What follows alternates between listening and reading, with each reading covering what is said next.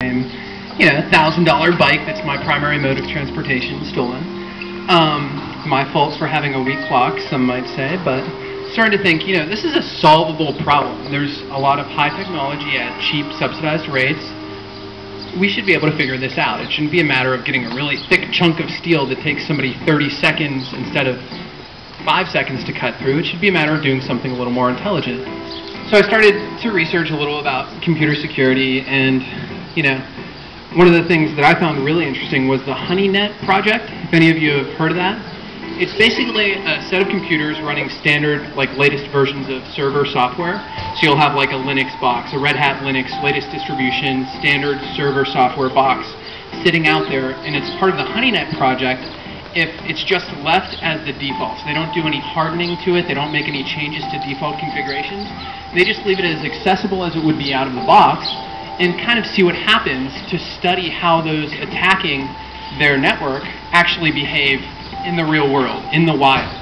They call it a honey net. It goes from the term honey pot for when you leave something, I think it's a military term or something, for when you leave something basically like a trap, like you have the honey pot that you're trying to lure the bear to trap him or something, I don't know. But I'm calling this the honeybike project because it's a bike that when my modification's installed on it, I want it to be stolen. And the reason I want it to be stolen is that I've got a $40 pay-as-you-go cell phone hacked to a $20 stun gun that you can turn service on and off. So cost of this monthly, I'm not sure, it depends how much you leave on, but to have it on all the time, it comes to 35 cents a day or something above the initial cost. And what that lets you do is remotely track where this specific cell phone is. Now, I haven't really modified this that much. Basically, all I did was bring out 2 leads from the vibration motor to run via a transistor and some other crap to the stun gun. I've got an instructable on it explaining how I did it. And it's pretty straightforward. I mean, there's only 3 parts added between the stun gun and the cell phone. But what this lets you do is instead of, well, in addition really to vibrating, when you call the cell phone, which you can see the location of on Google Maps, I've pulled up, you guys want to see later, I've pulled up, it's tracking me into the parking lot. It's set to refresh every 15 seconds the location of this specific cell phone. And in the future you could improve where you run the GPS antenna from it, but works pretty well for now. You're seeing turn by turn as I come into the parking lot. And what I want to do is basically leave this downtown with a really, really cheap lock on it. Because there needs to be some illusion of security, right? So an easy to break lock. Maybe the same one that, my other bike got stolen with. And then I'll have this hooked up to it, go into a bar or something, come out and be like, gee, my bike's not here. Have this hidden better than the water bottle configuration I'm going with now. And first, I'll track where the person specifically is. So I got a lot of negative feedback about this on Instructables. You can't just shock random people who are riding your bike. What if somebody steals it and then sells it to a 5-year-old? So I would see the person and ideally videotape it to put on YouTube.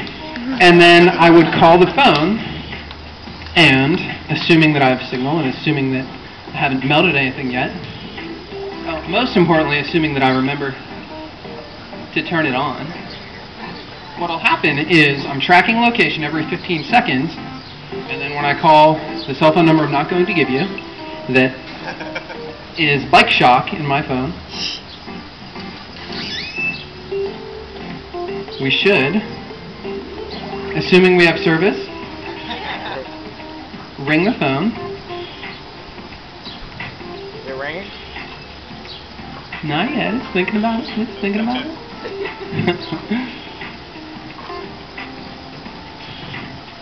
He's bleeding?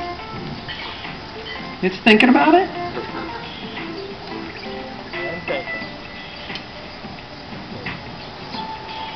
Very carefully.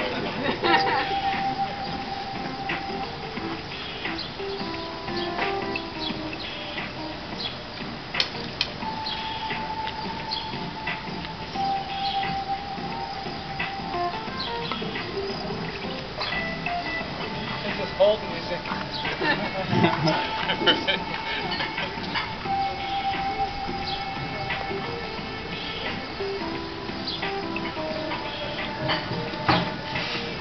We'll give it one more try, and then I'll just do the vibrate on the cell phone myself.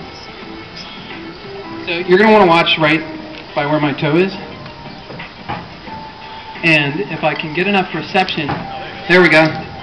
So what happens is when you call it, it vibrates, and in addition to vibrating, it turns on the stun gun. So one way that you could configure this, it doesn't vibrate much. You could change the ringtone if you want to be really mean and make it just a constant vibrate to just make the stun gun constantly on. But, you know, I've got a lot of feedback about this. Oh, it's too dangerous, blah, blah, blah. So I figured that I should probably try it myself. And I'm going to hook it up, and then if my younger brother, trusty assistant, will come to catch me if I fall over when I stun myself, I'll hook it up as you might when you are running it to the handlebars, making sure that the two sides of the stun gun don't touch each other, and that any way that someone would be holding onto it on the handlebars is what I'm doing. You can also do like the brake levers plus handlebars if you want to be really sophisticated. For some reason, people always say put an anode and cathode on the seat, but I don't think that would make good contact. For some reason, that's like everybody's first response about this. So I'll see what it's actually like. Woo! Please stay far away from the electronics. when you supposedly are going to flail yourself off like this.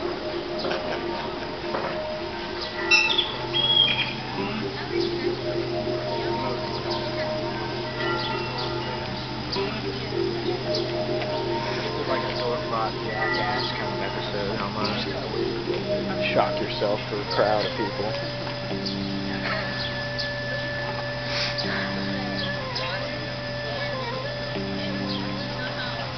What you need to do is just leave it totally unlocked, not even lock it up at all. And Wouldn't just that hide be like behind the entrapment corner. or something? Not really. I mean, somebody that just steals your police? bike, it's not theirs. Yeah. You know, they Yeah. took it.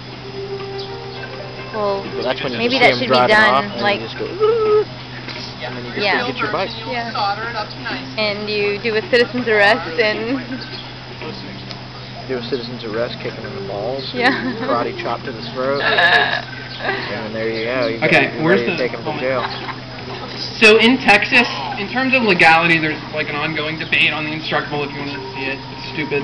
But my understanding of the legality is that it's called castle law. You need to warn someone. There have been cases about Texans, of course, shooting people when they try to break into their car. And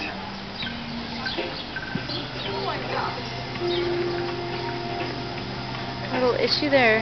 I want to put those one on of the main things is afterwards. that you need to give fair warning to someone. You need to say stop, or I don't know, I guess I'll stun you in the balls. He's not going to be able to wear that. Oh, there he goes. There he You have goes. a cell phone there. That's a large helmet, too. Really? That's- He's got like that's an extra large watermelon. Okay, He does. so let's go up a little. Leave this here. What you looking at me for, Adam? You're here. You Chase, will you hold the bike? The bike's not gonna probably. I don't know about there. You are gonna catch me before I hurt myself. Really get you good or what? I don't know. I haven't tried it. From what I hear, it's not the most pleasant experience. It's unlike you to do this kind of testing. Get ready to catch me. Let's go. Let's go.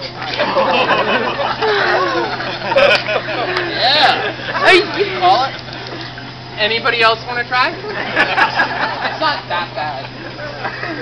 I've been electrocuted. I'll try. I don't know why you do it. Here, get down low. Here, back to the roll. I want to try after we're the home. I don't know. I feel bad. Come on. Crash helmet it is. Really? The vibrator. Signal seems to activate like closely. So what happened to you yesterday? I fell while getting electrocuted. Like, fortunately I had a crash helmet on. What do I do? Just touch I it? wouldn't go somewhere where when your muscles dilate and you're gripping. I'd do like little finger touching. I'll support the butt. It's gonna arc my finger. Ready? I got it. Just let it ring and I'll touch it while it's on. Believe me. Get ready to catch him.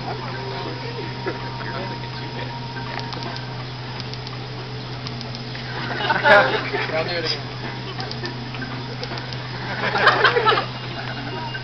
So yeah, the one of the It things just that's feels like the supposedly- tip of your finger's burning mostly. That's all, but I you don't know. understand why you did this dramatic. I'm nervous, imagine But, I here mean, this and your is probably muscles minimal dilating voltage. You can to get a- maximize your grip. Oh yeah, you can step it up. This was like a low Step it rate. up, right. You get 100,000 volts of juice and really send somebody sailing. So yeah, the other thing, other than getting my bike stolen, to go back to my initial story, that pissed me off was having a job, so now I just kind of invent stuff all day, and I'll figure out something to not be quite totally poor. And I brought some of the other stuff I made. This removes paint without any toxins using infrared heat. This is a groovy bike light. Wait, back up. Toxic paint thing. Let's give Toxic paint thing. So paint remover. I'm not going to hog too much time explaining these. I'll just do real brief version. Paint remover is really toxic, smells like shit, gives people cancer, bad for environment.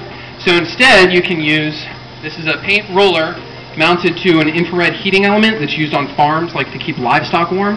What this does is with infrared heat, breaks the bond between the oil in the wood and the paint covering it, so you can literally just pass this over at a pretty slow rate, and it'll not quite boil off the paint because it's not melting the paint like a torch would. It's melting the oil in between. It's at the temperature such that oil in wood melts, but paint itself doesn't.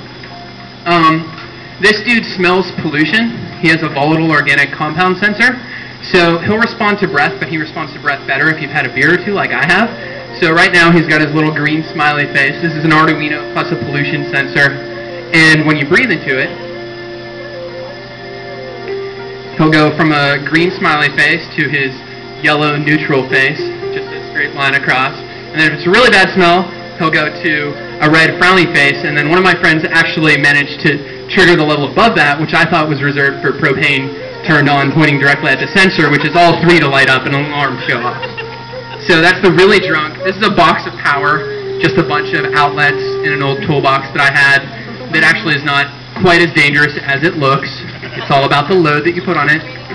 And last thing, this is a bike headlight I made that's kind of out of an old bike inner tube with a newer, brighter, somewhat blinding LED after I broke 9 out of 10 that I ordered. The last one worked for this and a remote battery pack. So yeah, basically I'm building stuff, and don't steal bikes in Austin. If you have any questions, I'll be around afterwards. Up next, well, we have some music first, and then we'll have Chase's project. Thanks.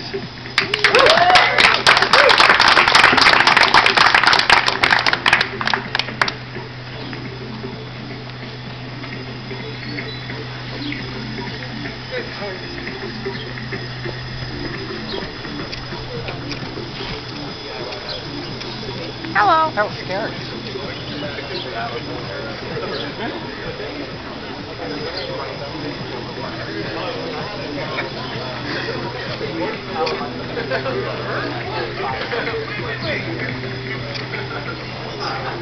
So what do you think?